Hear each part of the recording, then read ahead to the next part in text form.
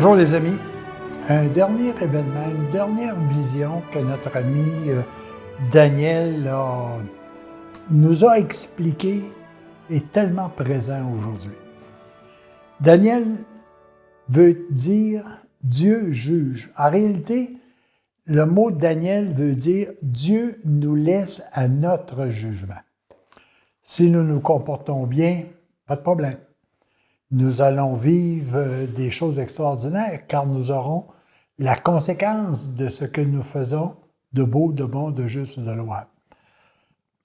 Dieu peut nous protéger pendant une certaine période de ce qui n'est pas valable pour nous pour être heureux. Et à un moment donné, il doit tout simplement nous laisser libres à la conséquence et, si vous voulez, au jugement des actes. On se fait notre propre jugement. C'est nous-mêmes qui nous condamnons. C'est nous-mêmes qui nous appliquons la justice. Puis dans cette vision-là, il nous parle tout simplement qu'au moment de la Judée, il voit deux rois qui sont en train de se disputer le contrôle de la Judée. Et ça, c'est quand même, il y a énormément d'années avant la venue de Jésus. Mais aujourd'hui, la Judée, je ne parle pas du pays de la Judée, je vais parler plutôt de l'esprit de la Judée, de l'esprit du peuple de Dieu.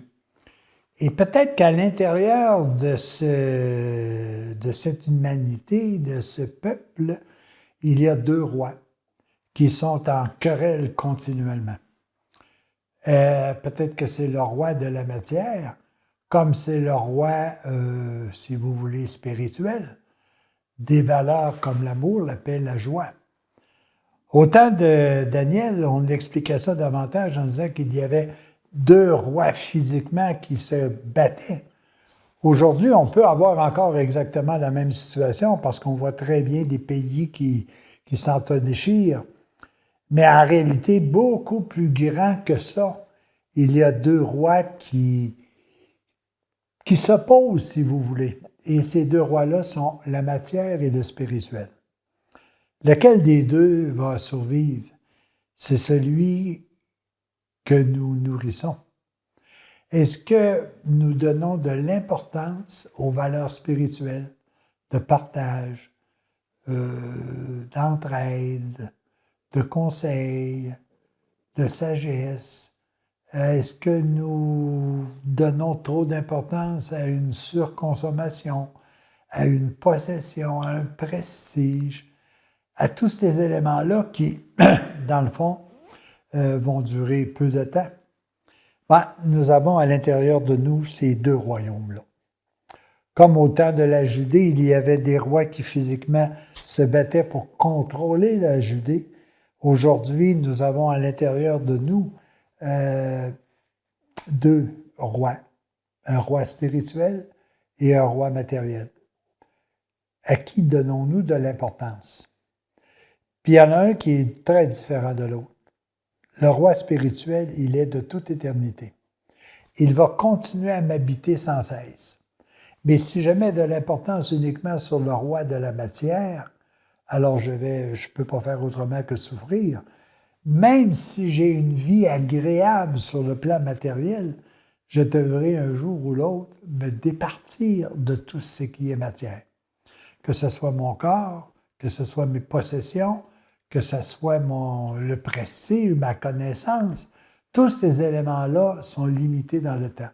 C'est un royaume qui est fini dans le temps.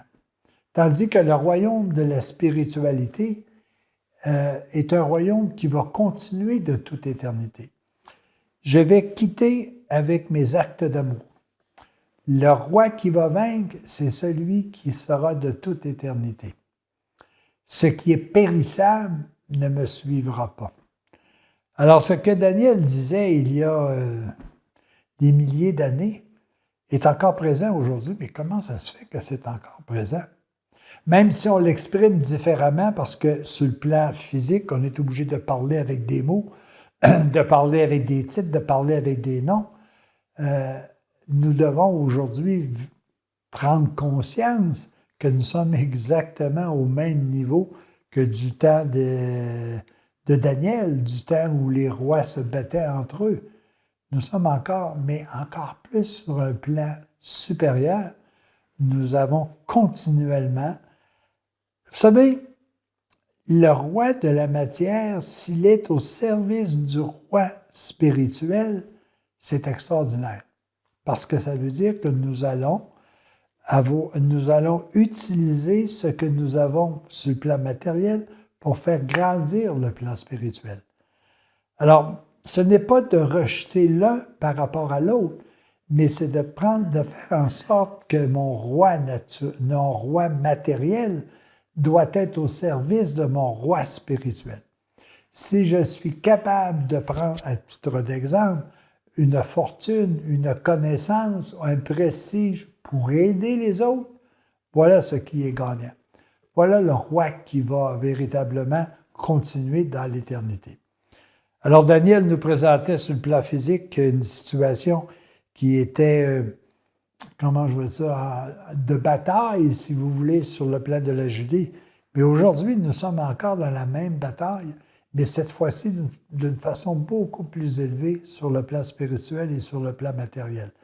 Malheureusement, bien souvent, nous n'en sommes même pas rendus là. Nous sommes en train de voir qu'il y a des querelles entre tel pays et tel pays, qu'il y a des quotas, si vous voulez, ou des tarifs entre un pays ou l'autre, alors qu'en réalité, c'est vraiment, mais vraiment très peu utile par rapport à ce que nous devons véritablement vivre.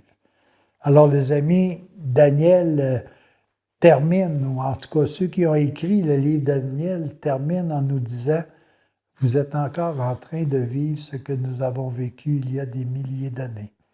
Quand est-ce que vous allez comprendre que le plus grand des rois, c'est le roi du spirituel et que le roi de la matière doit être à son service pour que tous et chacun soyons davantage heureux. » Les amis, merci à Daniel, puis c'est pas facile parce que c'est écrit avec des thèmes du temps, mais moi je vous invite très personnellement à prendre le temps de lire Daniel, de lire une vision et d'essayer de voir qu'est-ce qu'il voulait me dire aujourd'hui.